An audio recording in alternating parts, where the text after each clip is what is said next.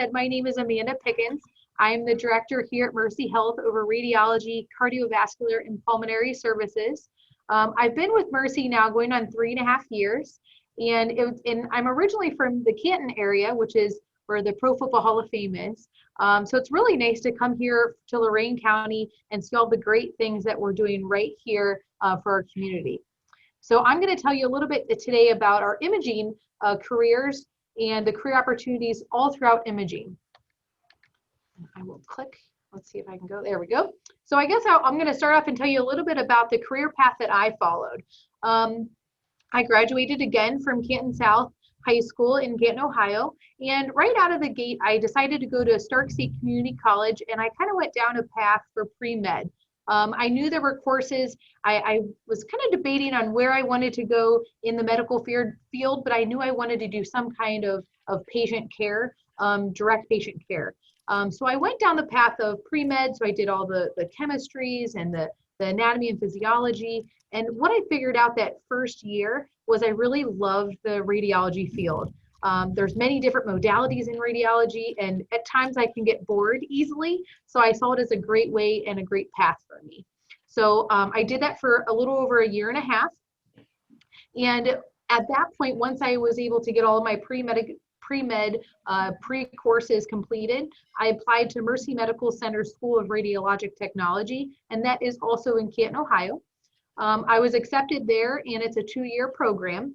After graduating from there, I could have worked in any part of the radiology field when it comes to diagnostic radiology or taking like hand x-rays and chest x-rays. But then as you'll see later in my presentation, there's other avenues I could have went down to. Later, about 5 years later, I decided to go to Malone University and get my bachelor's in art and business management. And then I went and got my master's in a master's of business administration. And then I advanced my radiology certifications into cardiac intervention and then an additional registered cardiovascular interventional specialist. So you'll see there's a lot of different paths we can go down once you kind of start into the radiology career, which is what makes this career path really exciting.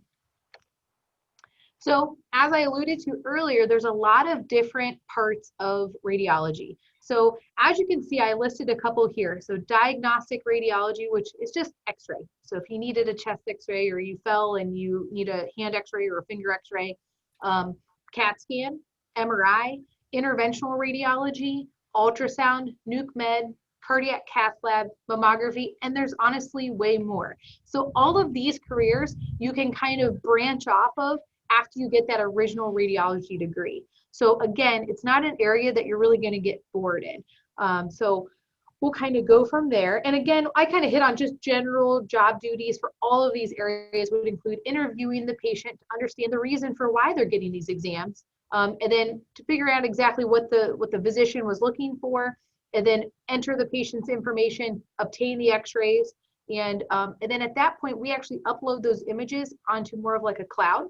And then at that point, the radiologist will dip in, and then they can look at all of the images that we take and then give the ordering doctor the diagnosis of what we found for the exams. So the first one we're going to hit on is diagnostic radiology. So overview, it's a variety of non-invasive methods of looking inside the body to help determine the causes of injury for an illness and confirm diagnosis. So again, you fell. Maybe you have your arm hurts, it's swelled, it looks bruised, something's not right. You're going to get an x-ray order. And at that point, we will do the x-ray and we can see if there's a break there already, and then that radiologist will confirm. The education to be able to perform that exam is that 2-year radiology program that I said earlier.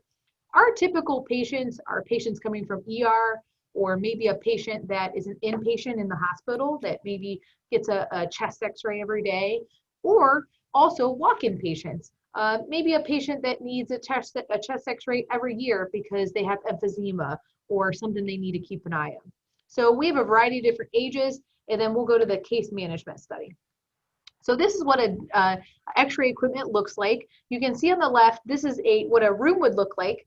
So the patient would lay there on the table, and we actually, the part where the gentleman is holding, that's actually called an x-ray tube. It's what emits the x-rays and what goes through the body and how we can see the bones. Now, what's under the patient that you can't see is what we call a cassette. It's kind of like the film. And everything now in 2020, right, is digital. So as soon as we take that x-ray, it's something that we instantly can see. So it's really, really a nice capability. What you're going to see in her lap is a lead shield. And what that lead shield does is it protects the patient. So we always shield patients that are within childbearing age or patients that are in the age of reproduction. X-ray at times can be, at times dangerous.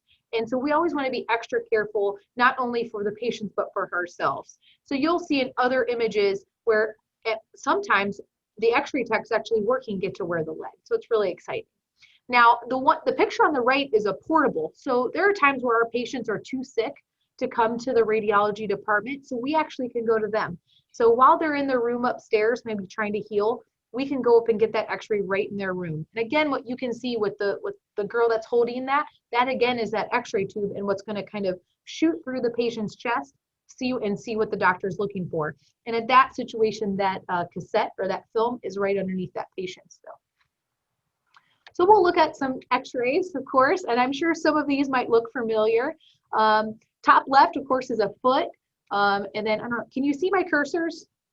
You can't? Okay, so this would be a set of knees. We have ankles, we have the skull. Now, what I want to point out to you guys is the different views. So from an x-ray perspective, we are big on seeing everything at different angles, right?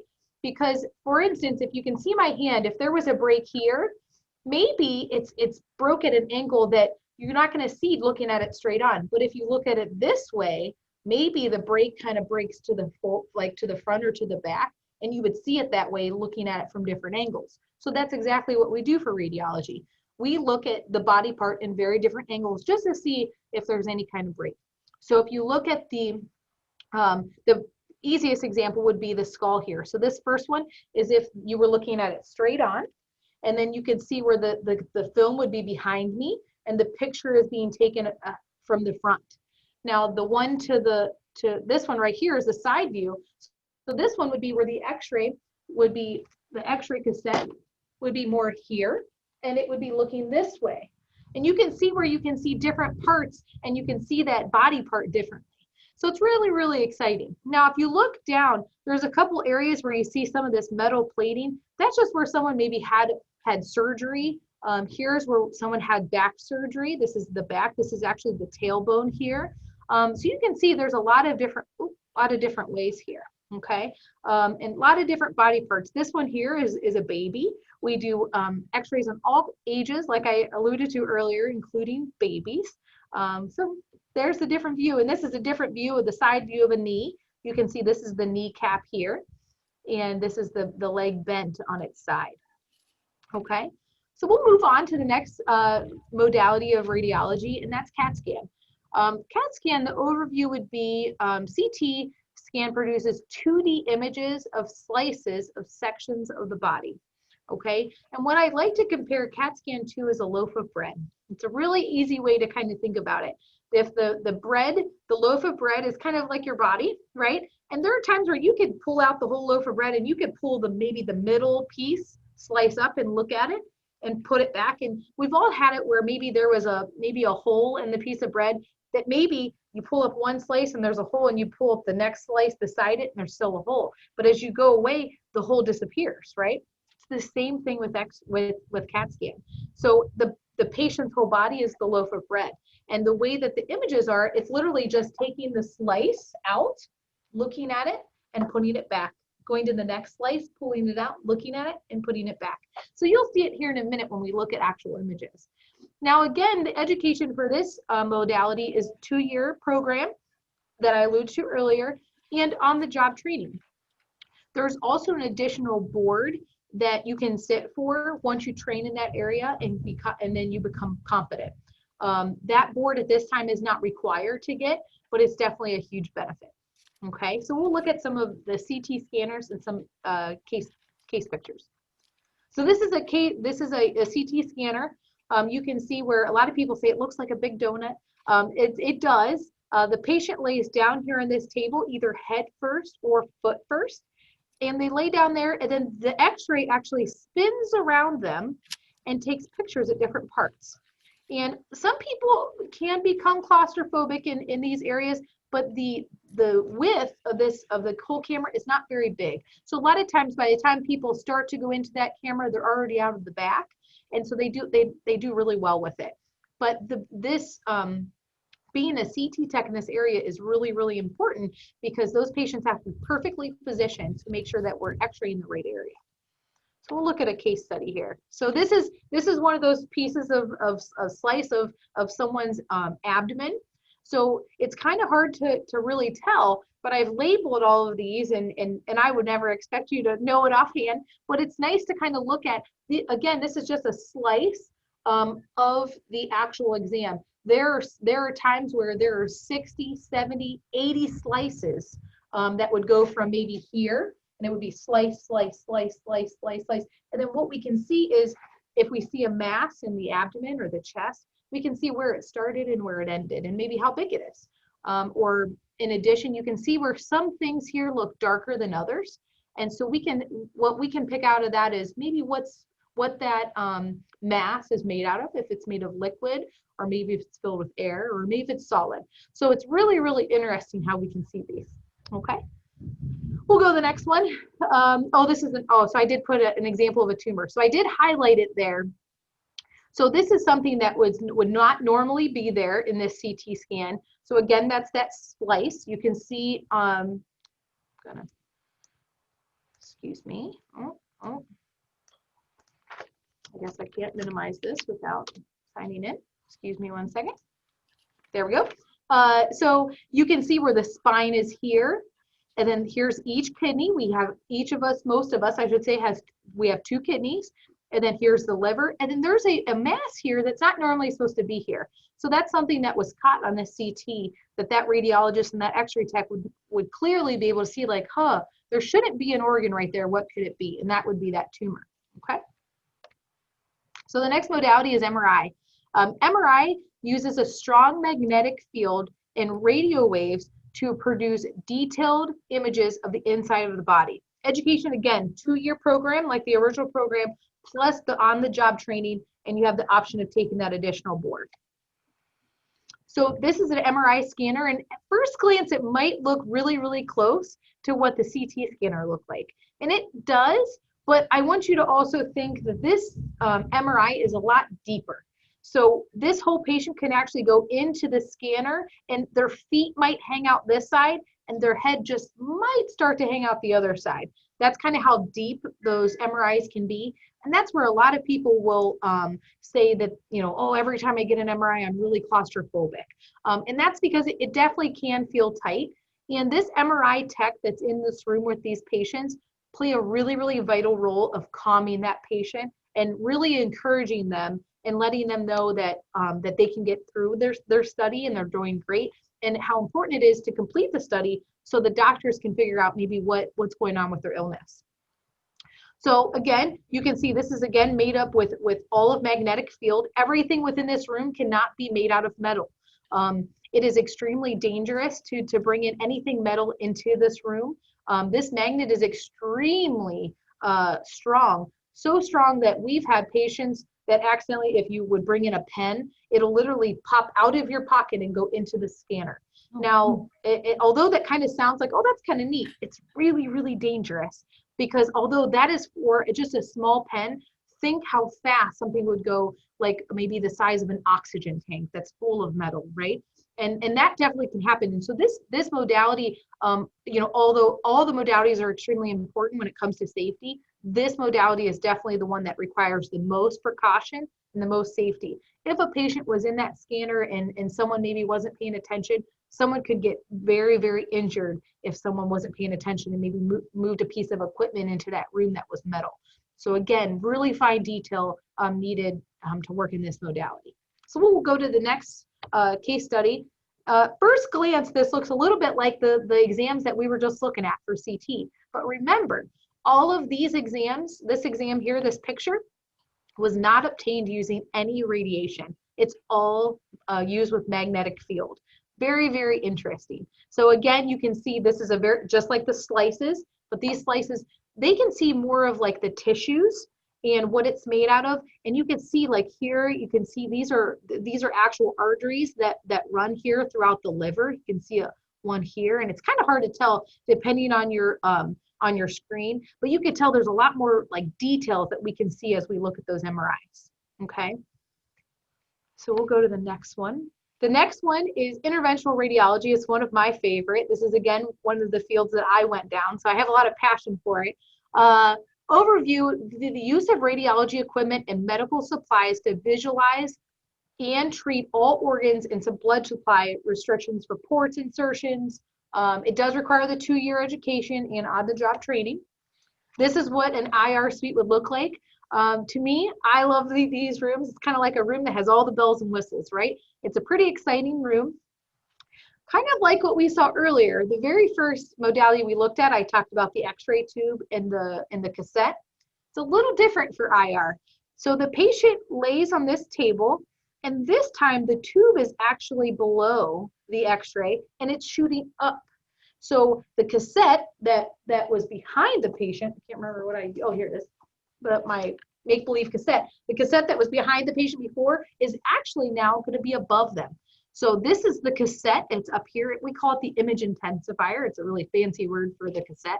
And the X-rays actually come up from the bottom of the table, go through the patient, and then we see them on these screens in real time. So it's kind of like live X-ray. So kind of like when you see, and I always like to kind of think about like a camera. If you have a really fast shutter speed, if you were taking pictures of maybe a soccer game, you would have to have a fast shutter speed so you can see the player move across the soccer field. Well, if you only took one picture, well, you'd only see them at one part of the soccer field. If you took 30 pictures as they ran past you, you'd have every single spot as they ran past you. That's what interventional radiology is. We take so many pictures in a short amount of time. It's like playing a video. So it's really, really exciting. So the next image, so this is an example of a picture that we would take in interventional radiology. So you can see here on the left, this is actually the trunk of the aorta and how it blocks down, and then it's very impressive. It's cool. I'm sorry, I'm just saying how cool it was. Oh, sorry. No, that's okay. I just want to make sure you get like, so there's cool. different spots. So it's really, really neat. So you can see where, so if you kind of think, we can take bone in and out of these pictures. So you can see where this is the bone in. So you can see where this is the patient's pelvis. And then this is where it starts going down each leg. Now in this picture, we took the bones out. So we can see the artery as it runs down each leg and how it goes to each kidney and how it goes across the aortic arch. And then this is where the heart starts. So we would actually put a catheter in the patient's body there. And we actually inject this with contrast and we get to see how it flows. Now, why it's so important is because this image over here. So we can see the normal flow of the blood flow, which is in this dark. So if normally the blood has to squeeze through a really tight part to get to the rest of the leg, that's where we look at this and say, well, there's a blockage there. We need to put a stent or a balloon there. So that's what we do. So we actually can stent and put a balloon there, and then the patient will have blood flow back to their leg. And you can see this is a knee. So that right here is where the patient's kneecap is. And you can see where this is that blood flow. Okay. Amanda, real quick, could you go back to that slide? Yep. Where on this, the aortic path here, would they see an aneurysm? Like when you hear about the abdominal aneurysm, like where in this path, is it above the kidneys, or can you kind of point, I'm curious, where does it usually show up? So we actually have a lot of different forms of aneurysms. That's a really good question. A lot of people, you'll hear the word AAA or abdominal aortic aneurysm. And that typically it's on this side of the trunk. So again, this is where the heart would be. It comes up around, and the arteries that go up go to your neck and to your upper arms. And then the aneurysm would be here. So what would happen is you'd see a little blurb come out here like this. And an aneurysm is just a weakening in the wall of the actual aorta itself. So if there's a weakening, it's kind of like when you squeeze a balloon really, really hard and like a little part like bloops out. It's like you could tell the balloon is real thin. That's exactly what it is. And since our blood flow is under so much high pressure, that is extremely dangerous. Now, it just depends. If the aneurysm is really big, that's something that we can fix with surgery, or we can fix in like an interventional radiology suite. But if the aneurysm itself is relatively small, it might be something that we just keep an eye on, and maybe we bring the patients in for a yearly scan to keep an eye on and make sure it's not growing. Thanks. Yep. Yeah, of course. So the next one's ultrasound. Ultrasound uses high frequency sound waves to reconstruct body organs and fluid. The education is a 1-year ultrasound program. This modality does not require radiology education. So unlike all the other ones that we've talked to, where you'd have to go to that 2-year radiology school first and then branch to those other modalities, this is a very unique field where you can skip that whole part. If you had no plans of going down any of the previous modalities, you could jump right into an ultrasound school with having all of those prerequisites completed, like the anatomy and physiology and the sociology and all of those things. But it also, a lot of my techs here that work in the ultrasound department went originally to radiology school. And then once you get through that 2-year radiology school, you're almost guaranteed to get enrolled into the 1-year ultrasound program. It's a very competitive program. So it's nice to kind of bridge that, because you already have that base work of radiology in the background. So I always like to kind of mention that. So this is an ultrasound machine. As you can see here, the screen that displays all of the images that's produced. And what typically is hanging here, we call them probes. So if anybody has ever had an ultrasound, the rad tech or the ultrasound tech has something in their hand, and it looks like a little wand. And the wands have different sizes and shapes, and it all depends on what they're looking at. So as you can see here on the left, this is a baby, obviously. You can see there's a nose here. You can see the lips here. And obviously this is the base of the skull. So this is what we would say a profile view of the actual baby. So you get to see it on its side. So you can see its nose and the beginning of its mouth. Now, if you look down here, this is actually part of the baby's heart. So you can see where those sound waves are going into the mom, and then into the womb of the patient, and we can see that baby. And that's where we can measure the heart rate and see how it's growing and things of that. Now, what you're seeing around here, people say, oh, why is it so dark? Baby, like a lot of people know, it's surrounded by that amniotic fluid. So we actually measure to see, we could put a dot here and a dot there, and we could actually, through ultrasound, we can measure how much fluid is surrounding the baby all through ultrasound. So it's really, really neat. Now, the picture on the right is something that you probably don't know what it is. This is actually a gallbladder.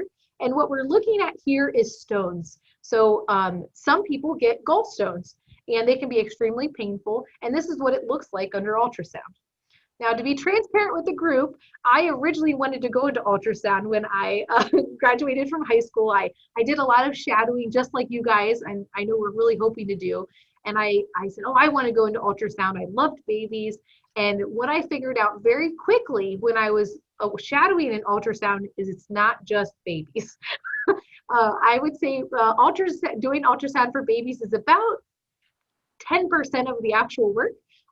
There's a lot of other body parts that we are doing ultrasounds of, including the thyroid, obviously the gallbladder, the stomach. We're looking all over. And so just kind of bear that in mind. Babies are extremely interesting to look at because it's kind of nice. It's kind of, you could really envision it, but the majority of the work is not baby work. So just to be transparent. We'll go to nuke med. Nuclear medicine uses a very small radioactive material to examine organs and function structures. This does not require, just like ultrasound, does not require you to go to radiology school, but it does require a 2-year nuclear medicine program. And it's very, very high into physics and physiology and anatomy and chemistry. It's a very science-driven field. So just like what we looked at before, where we were looking at those cassettes, it's a little different this time, even more. Because like I said, like I just said, this time we actually inject the radiation into the patient, and then they omit their own radiation. And the care in these screens here catch the radiation that they're emitting, right? So it's really, really different. It's a really, really growing field as well. All of these fields are growing, but there's definitely certain studies that only can be done in nuclear medicine. So it's really, really exciting.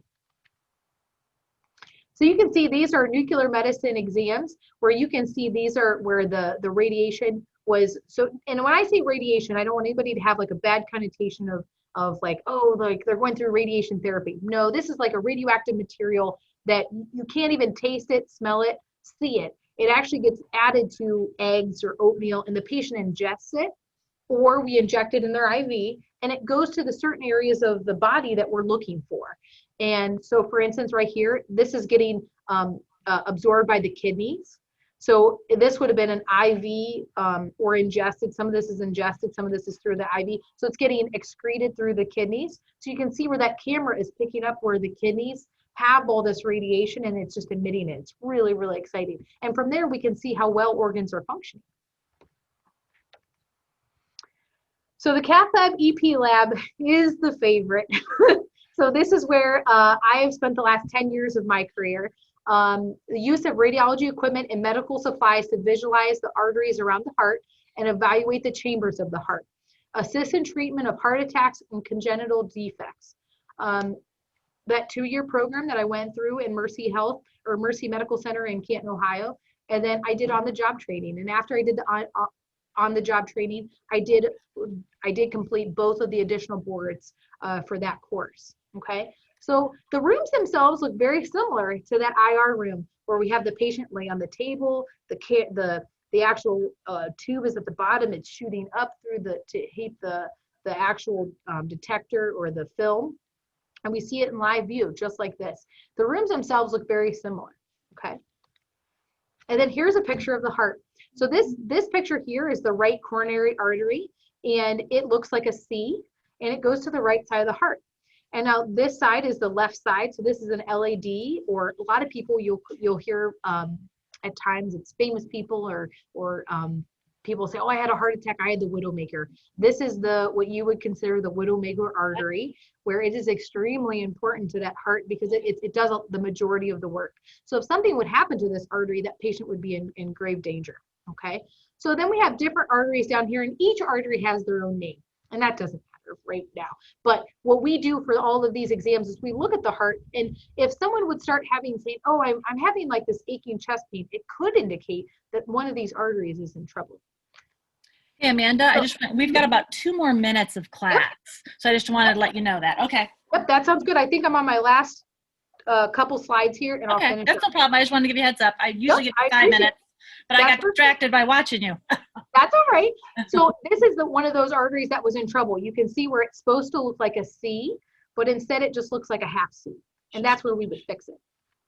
So go on, mammography also requires a 2-year degree in on-the-job training.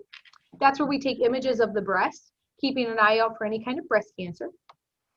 And this is where one of the images is what it would look like. And you can see where that circle is. That's where a mass, what we found in one of the patient's breasts, and where we can see if we can get it treated. You need it, guys. Just hold tight. I'll write you a pass.